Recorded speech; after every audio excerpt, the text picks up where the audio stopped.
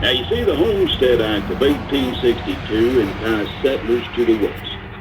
For a $10 filing fee, the homesteader could acquire 160 acres of public land and agree to live on the land for the next 5 years.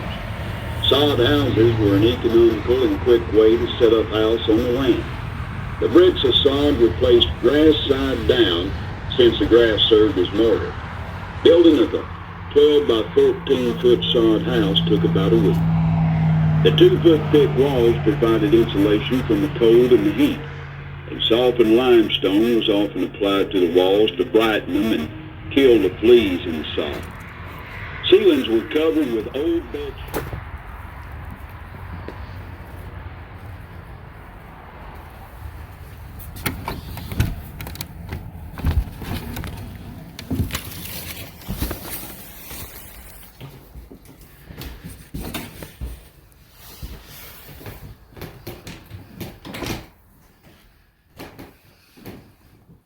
Welcome to the base house, folks. Is this house not beautiful? It was built by Ben and Mary Bass when they homesteaded south of Bona, Colorado in 1907. This is the final version of the house. You see, it wasn't this big when Ben built it back in 1907. Ben's son Art, his wife, enlarged the house to suit both families in 1922. Now notice the kitchen. It's a center of activity, and a 1910s cook stove is the only cooking appliance. In the dining room, I want you to notice the Battenberg lace tablecloth and the blue willow china. Those were Mrs. Bass's pride and joy. In the next section of the house is the parlor. That is the showcase of the home. The parlor was reserved for holidays and special company, such as the minister. Now let's head on upstairs.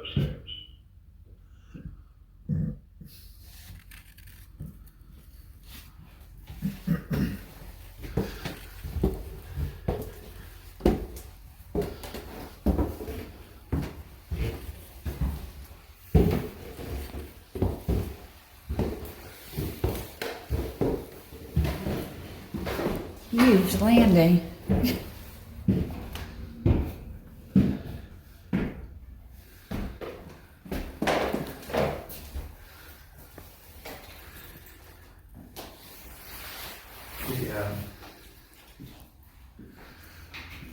The 40-mile feed store. Well, in the hallway here, you'll Yeah. notice the whole picture. That's Ben, Mary, the next photo is what this house looked like in 1950. And the wedding photo of Arthur and Lydia Bass.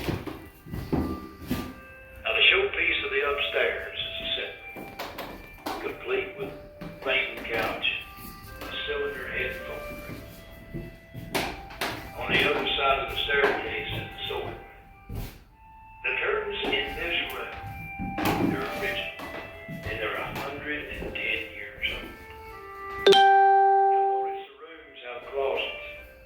That was pretty uncommon. Just next door is the nursery, with a handmade cradle that was made in 1876. This was quite a house. Now be careful going downstairs with what I see, and I'll catch up with you inside the shop.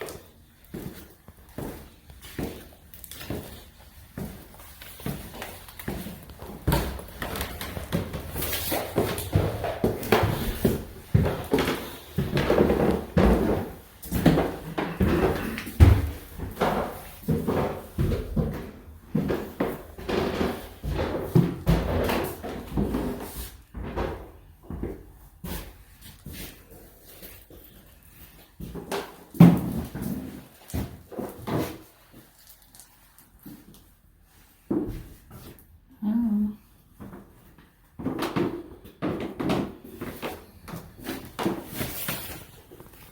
This is the sewing room.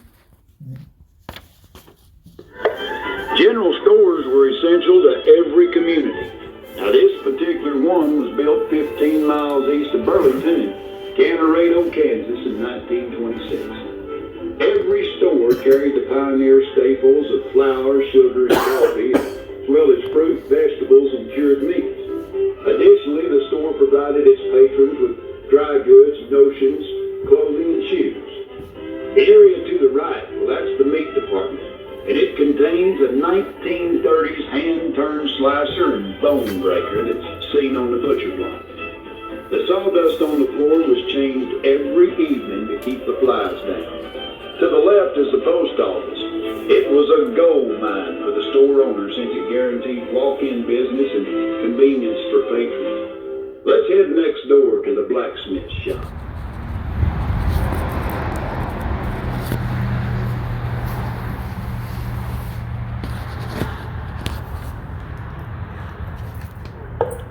Welcome to the Blacksmith Shop, folks.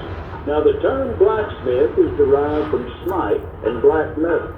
Smite means strike heavily, and, well, black was adopted to distinguish from the work of a silversmith. The Old Town Blacksmith Shop was an essential to the community, and it was built in the early 1900s. Then it was moved here from the Pearson Farm just south of Burlington. Now, the blacksmith wasn't limited to just horseshoeing. In fact, he was a craftsman. If a shop owner needed a shelf bracket or farmer needed equipment repaired, it was all brought to the smith. Now, the forge is located over to the right, and the work on the metal began when that forge became a specific shade of blue. That indicated that the fire was just the right heat. Heat treating was another process used by the smith.